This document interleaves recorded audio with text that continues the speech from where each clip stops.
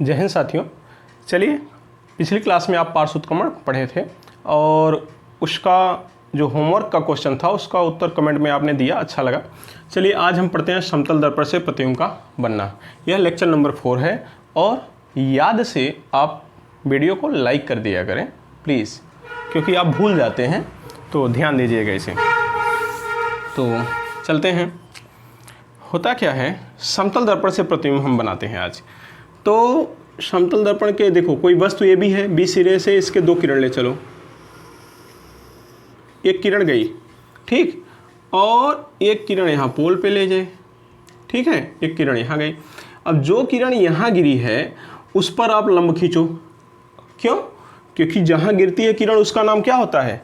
उसका नाम सर आपतन बिंदु होता है। और आपतन बिंदु पर जब लंब खींचते हो वो क्या होता है सर? वो अभिलंब होता है। फिर आने वाली किरण अभिलंब के साथ जितना कोण बनाती है, लौटने वाली भी तो उतने कोण बनाती है, ठीक।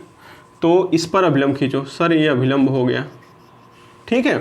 तो आने वाली किरण अभिलंब पर ही आ रही है, तो बोलो क्या होगी? अपने मार्ग में वापस जाएगी। पिछली क्लास में समझाया हूँ, जो लोग नहीं देखे हो पिछला क्लास देख लेना। अपने मार्ग में वापस हो गई। चलो, ये तो अपने मार्ग में वापस हो गई। अब इस पर क्या करेंगे? इस पर भी अभिलंब खींचो। जहाँ गिरी है आपतन बिंदु लौटाने के लिए किरण को क्या करोगे? अभिलंब खींचोगे। ये देखो डॉट डॉट दिखाई नहीं दे रहा होगा, इसी पर लाइन पे अभिलंब हो जाएगा, क्योंकि आपतन बिंदु पर लंब खींचना है। तो आने वाली किरण अभिलंब के साथ जितना कोण बनाएगी, लौटने वाली किरण भी अभिलंब के साथ ठीक उतना ही कोण बनाते हुए लौट जाएगी, ठीक है। जितना कोण बनाते हुए आएगी उतने कोण बनाते हुए लौट जाएगी। हम लौटा दिए किरण को। अब हुआ क्या कि ये लौटने वाली किरण और ये लौटने वाली किरण, ये लौटेगी, देखो ऊपर वाली किरण ये ऐसे चली जाएगी सीधा, और ये कहाँ जा रही है? ऐसे नीचे जा रही है। ये आगे कहीं काटेंगी? चांस ही नहीं है काटने का। देखो आगे कहीं इनकी मुलाकात होगी? नहीं। जब आगे मुलाकात नहीं होगी तो फिर बात क्या होगी? मतलब ये है कि जब आगे काटेंगी नहीं तो वास्तविक प्रतिबिंब तो बनने से रहा। तो क्या होगा ऐसे हालात में? हम परावर्तित किरण को क्या करते हैं? पीछे बढ़ाते हैं। तो डॉट डॉट से बढ़ाएंगे, जहां काटती हुई आभास होगी वही हो जाएगा इमेज किसका? बी का, क्योंकि एक बिंदु से जिस बिंदु से किरण ले चलते हैं उसी बिंदु का बनता है। तो और अन्य बिंदुओं का उसी तरह से बनेगा, ये एज्यूम कर लिया जाता है। एक का बना के शेष का मान लिया जाता है। जैसे सैंपल मेथड होता है, चावल 2 पका है, पूरा चेक कर लेते हैं, पूरा चावल पका है, ठीक। जैसे ब्लड निकलवा लिए तो हमें डेंगू है, मलेरिया है, फीवर है, क्या पूरा ब्लड में चेक करते हैं? नहीं, थोड़ा सा ब्लड लेते हैं, उसमें सब चेक हो जाता है। जो प्रॉब्लम थोड़े ब्लड में है वो सब में है। तो इसका मतलब इसी तरह से सैंपल मेथड से एक बिंदु का इमेज बना लेते हैं हम। तो जैसे एक बिंदु का बनेगा उसी तरह से हर बिंदु का बनेगा। मतलब इसके नीचे जितने भी, भाई कोई वस्तु बिंदुओं से मिलकर बनी है, कणों से मिलकर बनी है, हाँ, परमाणुओं से मिलकर बनी है, अणुओं से मिलकर बनी। तो ये एक एक जो अणु परमाणु हैं उनका भी एक एक बिंदु का प्रतिबिंब ठीक उसी तरह से बनेगा जैसे बी से बना। तो एक का हम देख लेते हैं, शेष का वैसे बनेगा, एज्यूम कर लेते हैं। ओके, तो चलो, तो एक लौट गई किरण, ठीक है। लौटने वाली किरण को क्या करेंगे? पीछे बढ़ाओ, dot dot dot dot dot dot dot dot dot dot dot से पीछे बढ़ाओ, ठीक है। अच्छा सर है। अब ये लौटने वाली, इसको भी पीछे बढ़ाओ। चलो देखते हैं, इसको भी पीछे बढ़ाओ भाई, dot dot dot dot dot dot dot dot. ये कहीं बढ़ गई, यहीं कहीं इंटरसेक्ट कर रही है। जहाँ कर रही है इंटरसेक्ट वहीं क्या होगा? वहीं क्या बन जाएगा? B dash. किसका इमेज है? बी का। बी का इमेज कितना हो जाएगा? B dash. तो ये यहाँ ऐसे डॉट डॉट से मिला दिए, तो ए का क्या बन जाएगा? A dash. एक किनारा ए हो गया, एक किनारा बी हो गया, बाकी जो है बीच में ऑटोमेटिक बन जाएंगे, ठीक, कोई बात नहीं, ये बन गया। अब इमेज कैसा बना है? जैसा दिखे वैसा लिखें सर। प्रतिबिंब ए डैश बी डैश कैसा है? जैसा दिखे वैसा लिखें। आभासी है कि वास्तविक? वास्तविक कब बनता है? जब किरण लौटने के बाद वास्तव में मिलती तो वास्तविक बनता, लेकिन वास्तव मिल नहीं रही है तो हो क्या रहा है? आभास हो रहा है। तो आभास हो रहा है इसलिए क्या बनेगा? आभासी बनेगा। जब वास्तव नहीं मिलेगी, पीछे बढ़ाएंगे तो काटती हुई आभास होगी तो आभासी बनेगा। और दुनिया का हर आभासी प्रतिबिंब सीधा होता है। दुनिया का हर आभासी प्रतिबिंब क्या होता है? सीधा होता है। तो ये भी सीधा है, देख लो। अच्छा, ये वस्तु के बराबर है क्या? हाँ, देखो बी बी डैश ए डैश समांतर रेखाएं लग रही है कि नहीं? और समांतर रेखाओं के बीच की दूरी बराबर होती है, इसलिए ये प्रतिबिंब इसके बराबर होगा, अर्थात प्रतिबिंब वस्तु के बराबर होगा। तो वस्तु के बराबर बना, वस्तु के बराबर बना कौन? प्रतिबिंब। इसका मतलब क्या हुआ? ए डैश बी डैश बराबर क्या है? ए बी है। ए डैश बी डैश किसके बराबर है? ए बी के। अच्छी बात है सर।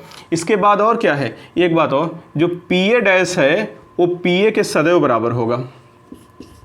पी ए डैश बराबर पी ए होगा। इसका क्या मतलब हुआ? इसका मतलब ये हुआ कि समतल दर्पण से किसी भी वस्तु का, समतल दर्पण से किसी भी वस्तु का प्रतिबिंब सदैव, क्या?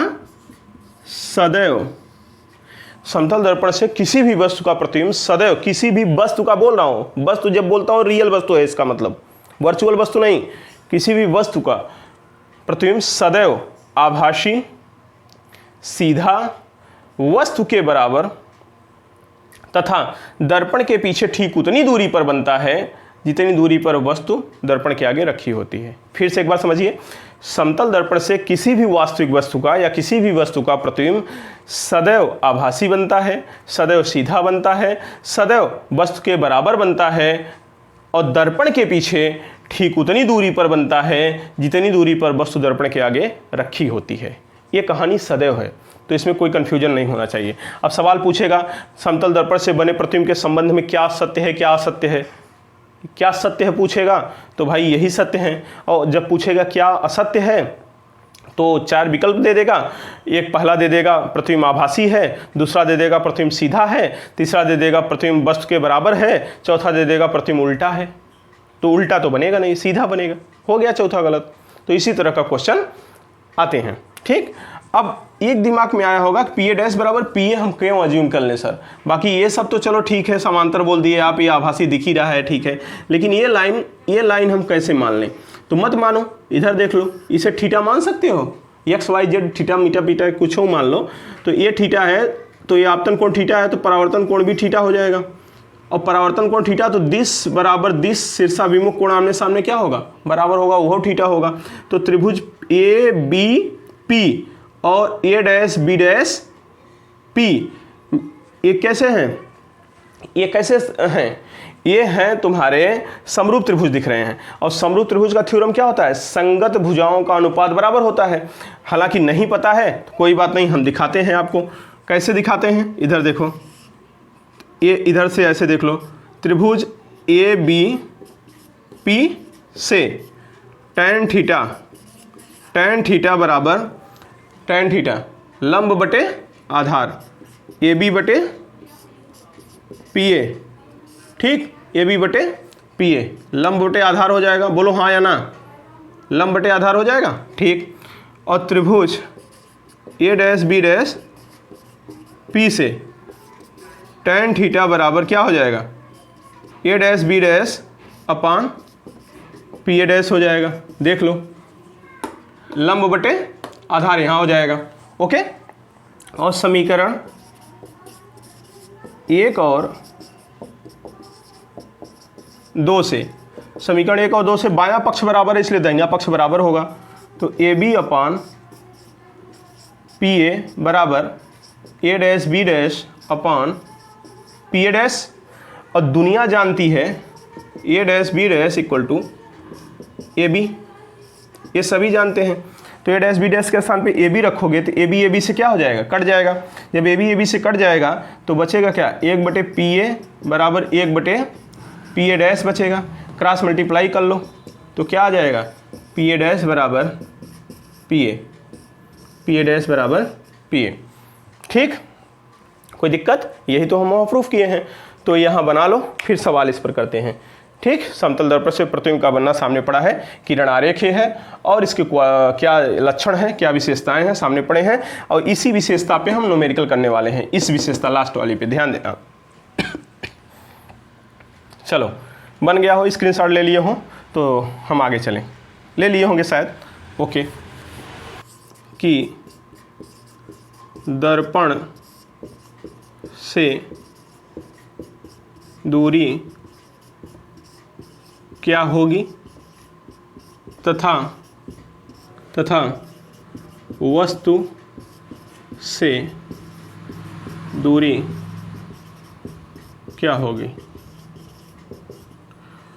दो सवाल आ गए इसमें, ठीक है। पहला है दर्पण से दूरी बताओ प्रतिबिंब की, और दूसरा है वस्तु से बताओ। तो कोई बात नहीं, हल कर लो। समतल दर्पण के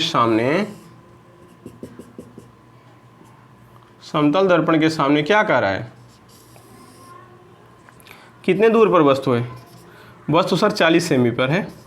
40 सेमी वस्तु है तो 40 सेमी पीछे क्या बनेगा, इमेज बनेगा, क्योंकि दर्पण समतल में क्या होता है, जितना आगे वस्तु होती है उतने पीछे उसका क्या बनता है, इमेज बनता है ना, यही तो बताए हैं।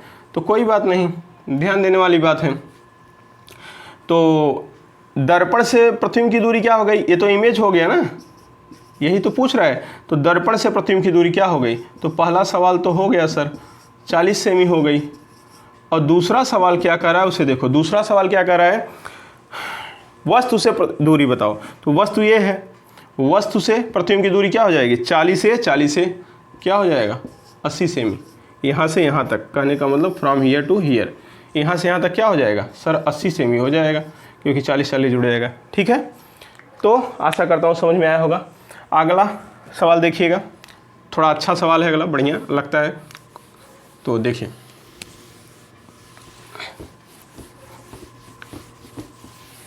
चलो क्वेश्चन नंबर 2 देखो, लिखो समतल दर्पण के सामने 50 सेमी पर एक वस्तु रखी गई है। समतल दर्पण के सामने 50 सेमी पर एक वस्तु रखी गई है। वस्तु से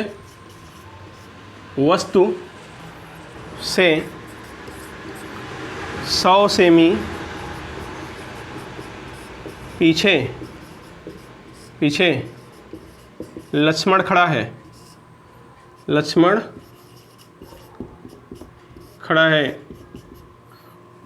लक्ष्मण से अब इसके बाद दो सवाल करते हैं। एक सवाल क्या मतलब है, दो सवाल करते हैं। फर्स्ट, लक्ष्मण से वस्तु के प्रतिबिंब की दूरी क्या होगी, लक्ष्मण से वस्तु के प्रतिबिंब की दूरी क्या होगी। और दूसरा, लक्ष्मण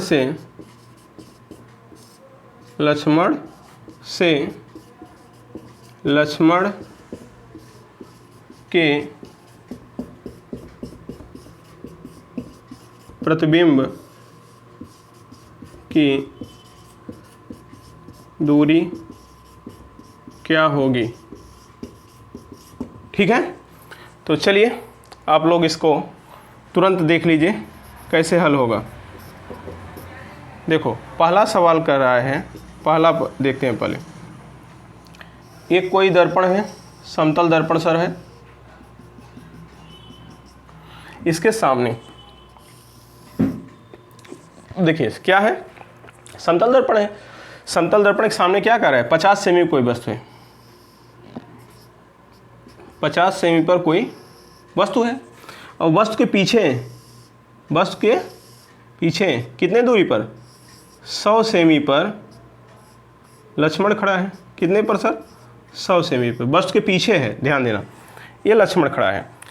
पहला सवाल कर रहा है लक्ष्मण से वस्तु के प्रतिबिंब की दूरी। किसका प्रतिबिंब पूछ रहा है, किसका, वस्तु का ना, तो वस्तु का पूछ रहा है मेरे भाई, तो वस्तु का प्रतिबिंब पीछे बनाओ। लक्ष्मण का पूछता है, लक्ष्मण का, तो वस्तु का पूछ रहा है तो वस्तु का पीछे बनाओ। 50 सेमी पीछे क्या हो जाएगा, 50 सेमी पीछे क्या हो जाएगा, वस्तु का प्रतिबिंब हो जाएगा। ठीक, अब क्या होगा, लक्ष्मण से वस्तु के प्रतिबिंब की दूरी क्या होगी, यहाँ से लेकर यहाँ तक की दूरी आपको बताना है। तो 100 ये हो गया, 50 कितना हो जाएगा सर, 200 सेमी हो जाएगा। तो यही तो आंसर हो गया, 200 सेमी क्या हो गया, इसका आंसर हो गया। ठीक है, इसे बनाओ और इसके बाद दूसरे वाले क्वेश्चन पे आते हैं। दूसरे वाले क्वेश्चन पे इसे हटाओ। लक्ष्मण से वस्तु के प्रतिबिंब पूछा था, तो जी वस्तु पूछा था इसलिए वस्तु का प्रतिबिंब बनाए। अब दूसरे वाले में लक्ष्मण का पूछा है तो इसलिए लक्ष्मण का बनाएंगे। चलो यही बना देते हैं, दूसरा क्या बनाएंगे, इसे हटाते हैं हम यहाँ से, इसका कहानी ख़त्म। इसका कहानी जब ख़त्म तो देखो, अब देखो इसी सवाल में फिर कह रहा है लक्ष्मण से लक्ष्मण का प्रतिबिंब, तो लक्ष्मण यहाँ से कितना दूर है पहले दर्पण से देख लो, तो 150 सेमी दूर है सर, 150 सेमी। तो लक्ष्मण जितना दर्पण के आगे है उसका प्रतिबिंब उतने दर्पण के पीछे बनेगा, उतने दूरी पर दर्पण के पीछे बनेगा, क्योंकि समतल दर्पण में वस्तु जितना आगे होती है प्रतिबिंब उतने पीछे बनता है। ठीक, अब क्या हो जाएगा 150 ये और 150 ये, तो लक्ष्मण से लक्ष्मण का प्रतिबिंब कितने दूर बनेगा सर 300 सेमी, ये तो आ रहा है जी हाँ।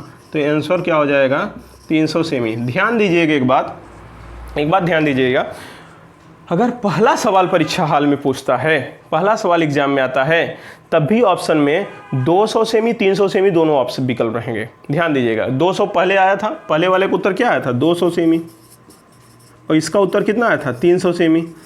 ये पहला पूछेगा तब भी दोनों आंसर रहेंगे, दूसरा पूछेगा तब भी दोनों आंसर रहेंगे। वो चाहता है कि आप स्लिप करें, लक्ष्मण से वस्तु का प्रतिबिंब पूछेगा तो आप ये उत्तर मार दीजिए, लक्ष्मण से लक्ष्मण प्रतिबिंब पूछेगा तो ये उत्तर मार दीजिए। ये वह चाहता है, आपको नहीं मानना है। एग्जामिनर चाहता है कि आप गलत करें, लेकिन आप सही करेंगे ध्यान से कि क्या पूछा है। लक्ष्मण से वस्तु के प्रतिबिंब तो उत्तर ये सही होगा, लक्ष्मण से लक्ष्मण प्रतिबिंब तो उत्तर ये सही होगा। क्या पूछा है इस पर नोटिस करेंगे, ये नहीं बस एग्जाम में बैठ गए शुरू हो गए, कुछ भी पूछा हो आंसर तो वही लाऊंगा जो मैं रटा हूँ। तो ध्यान दीजिए पूछा क्या है। ठीक, अच्छी बात है मित्र। चलें आगे, हटाएं इसे, तीसरे नंबर क्वेश्चन पे आए। ठीक,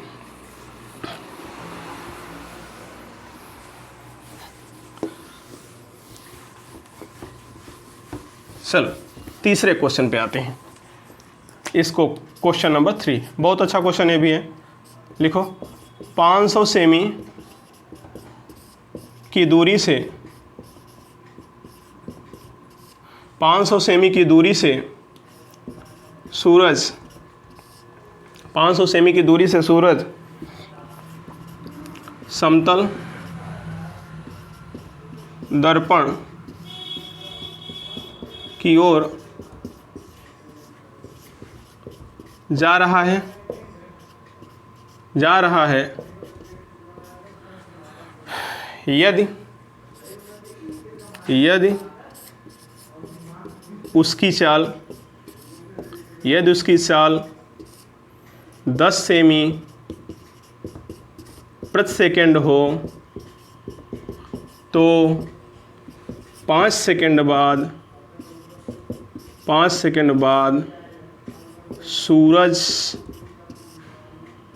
और उसके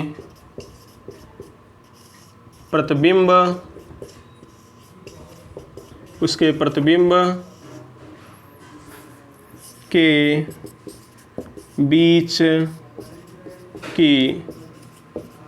दूरी क्या होगी।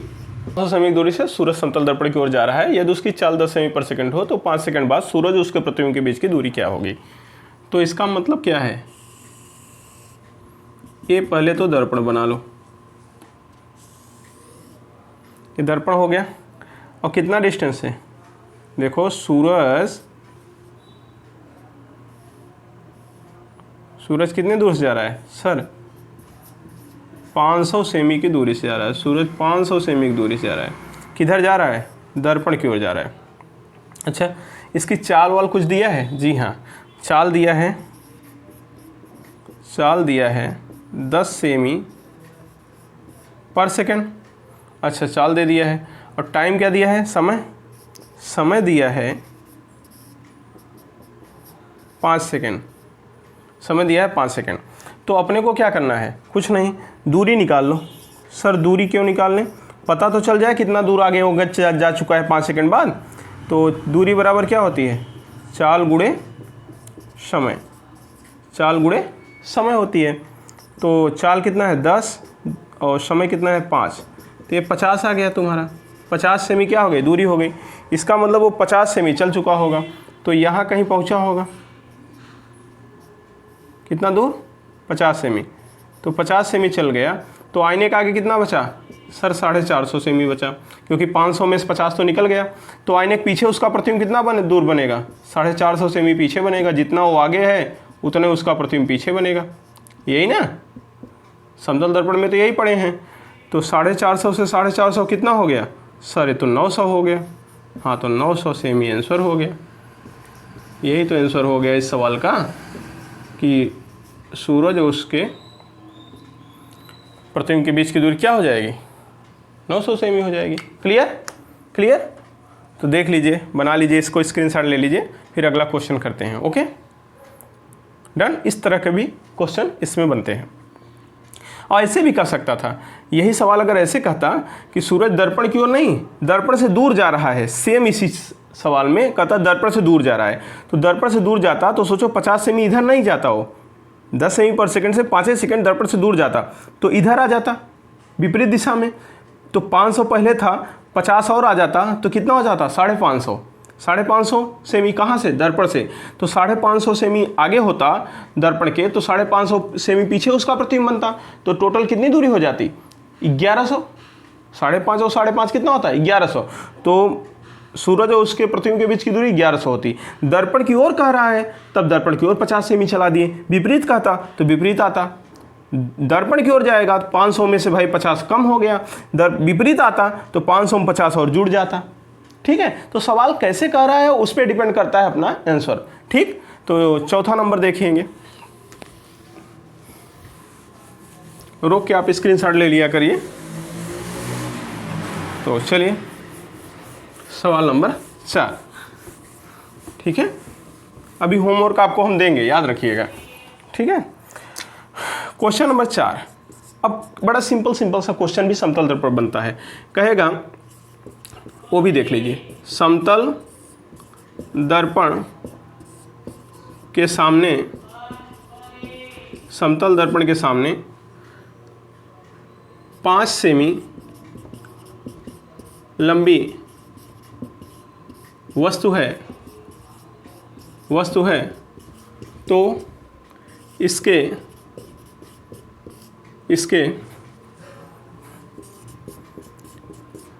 प्रतिबिंब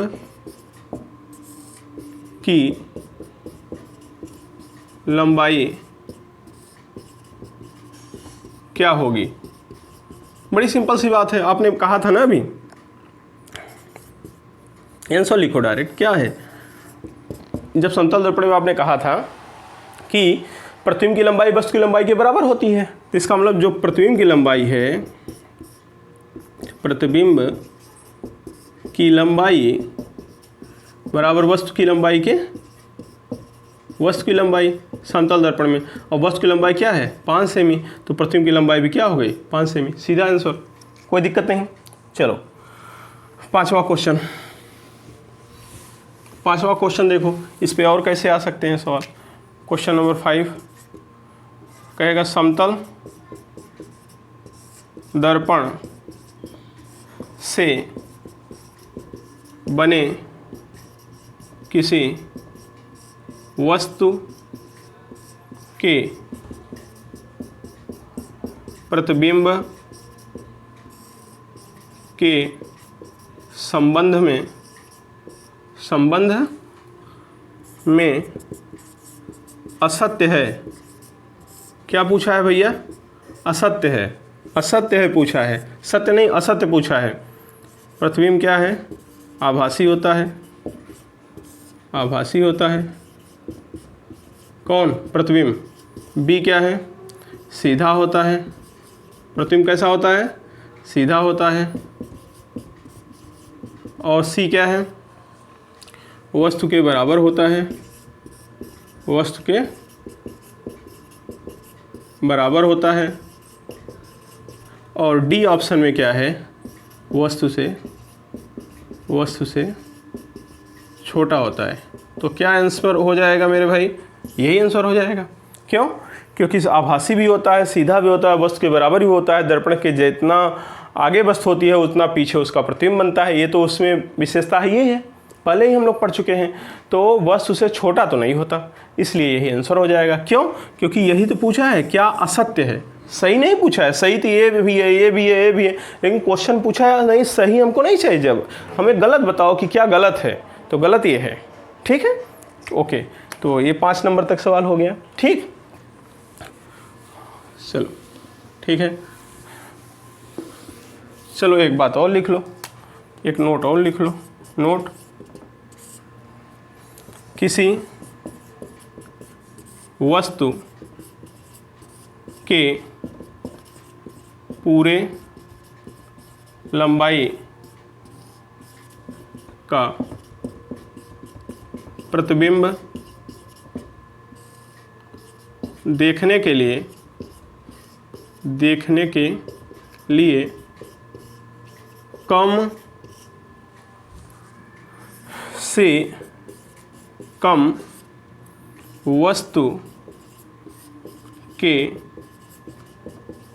वस्तु के आधे लंबाई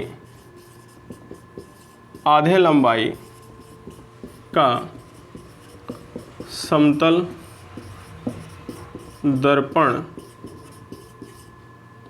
समतल दर्पण लेना होगा। तो किसी वस्तु के पूरे लंबाई का प्रतिबिंब देखने के लिए कम से कम वस्तु के आधे लंबाई का समतल दर्पण लेना होगा। ठीक है, ये नोट है। तो क्वेश्चन कभी कह देगा कि कह देता है 16 सेमी,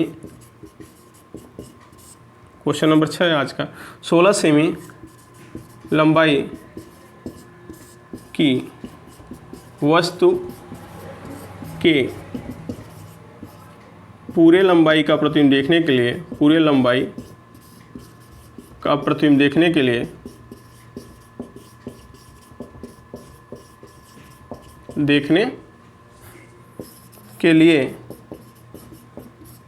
कम से कम कितनी लंबाई का समतल दर्पण लेना होगा। और ऑप्शन दे देगा आपको इस तरह से, 16 मीटर, बी 8 मीटर, सी कुछ और दे देगा 4 सेमी और डी 8 सेमी। अब आप बहुत होशियार रहेंगे, क्योंकि आप तो रट के बैठे हैं किसी वस्तु के पूरे लंबाई का प्रतिबिंब देखने के लिए वस्तु की लंबाई के आधे लंबाई का समतल दर्पण लेना हो गया। एकदम रट्टा मार के बैठे हैं। ठीक है, अब 16 सेमी दिया है और आपको दिमाग में आएगा 8, 16 का आधा वस्तु का आधा, तो 16 का आधा 8, तो 16 मीटर ना, गलत है, 8 मीटर। पटाख दे इसे उत्तर मार देंगे और गलत हो जाएगा। क्यों? क्योंकि देखो तो सही, यहाँ सेमी दिया है, यहाँ मीटर है। यहाँ सेमी दिया है, यहाँ मीटर है। एग्जामिनर आपको फंसाना चाहता है, वो जानता है आप याद करके बैठे हैं, वो तुरंत यहाँ फंसाना चाहता है। तो आइए ये देखो, वस्तु की लंबाई की आधे लंबाई, 16 सेमी का आधा 8 सेमी होगा, 8 मीटर नहीं। ये बात ध्यान दीजिएगा। ऐसे ही क्वेश्चन फंसाते हैं, सरल क्वेश्चन आता है तो इस तरह से थोड़ा सा खेल देते हैं कि बच्चे फंस जाएं, हाँ, परेशान हो जाएं। और उन्हें तो लगेगा बहुत सरल क्वेश्चन है, लेकिन सरल क्वेश्चन में खेल इस तरह से कर देते हैं। ठीक, तो स्क्रीनशॉट ले लीजिएगा इसका और फिर हम आगे चलते हैं। अब क्या करें, आपको होमवर्क दे देते हैं। ठीक है, होमवर्क 2 क्वेश्चन देते हैं जिसका जवाब आप कमेंट में दीजिएगा। ओके, चलो स्क्रीनशॉट लीजिए इसका। ओके, थैंक यू, हो गया होगा। ठीक, और चैनल को सब्सक्राइब कर लीजिए प्लीज़, और वीडियो को लाइक भी कर दीजिए। लाइक आप लोग थोड़ा सा कम करते हैं, जितना ज़्यादा कमेंट करते हैं उससे कम लाइक होता है। भूल जाते हैं, हम जानते हैं भूल जाते हैं, ऐसा नहीं है कि नहीं करना चाहते, लेकिन भूल जाते हैं। तो भूलिए मत, पहले लाइक कर दीजिए और कमेंट करिएगा आंसर दोनों होमवर्क का, और चैनल को सब्सक्राइब कर लीजिए। जो लोग नए हों वो तुरंत सब्सक्राइब कर लें भाई। तो ये हो होमवर्क SW। हर क्लास में आपको 2 क्वेश्चन तो होमवर्क मिलता ही मिलता है, और बाकी देखो 6-7 क्वेश्चन वैसे ही करा दिए। ठीक, तो आइए अब लिखिएगा होमवर्क। होमवर्क में लिखिए पहला क्वेश्चन, 700 सेमी की दूरी से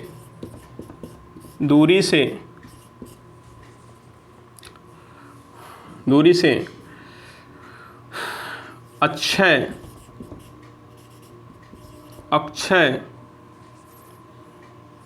समतल दर्पण की ओर जा रहा है। कितने दूर से? 700 सेमी की दूरी से अच्छे समतल दर्पण की ओर जा रहा है। यदि उसकी चाल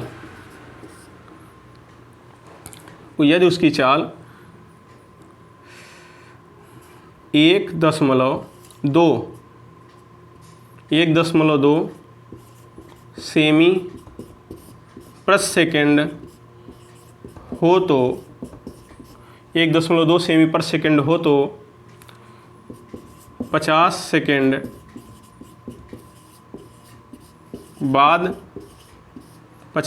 बाद अक्षय और उसके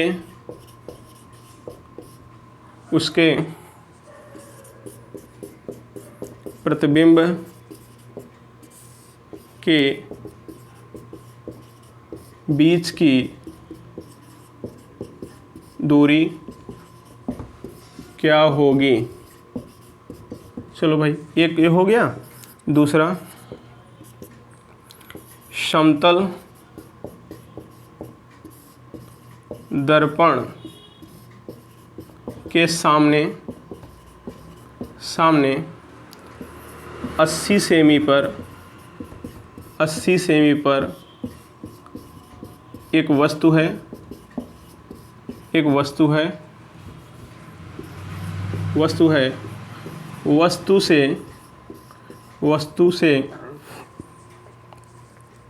वस्तु से 10 सेमी और लिख दें। चलो 10 सेमी छोड़ो, 50 सेमी लिख देते हैं। थोड़ा अच्छा जोड़े घटाओ ना कुछ आप लोग, सरल क्यों। 50 सेमी वस्तु से 50 सेमी पीछे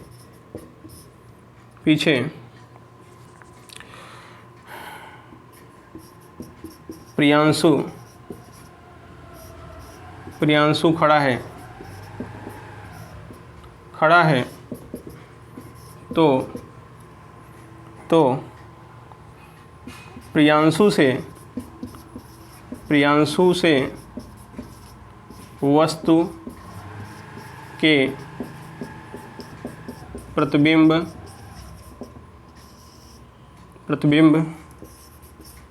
की दूरी क्या होगी? वस्तु के प्रतिबिंब की दूरी क्या होगी? ये 2 सवाल होमवर्क है आपका।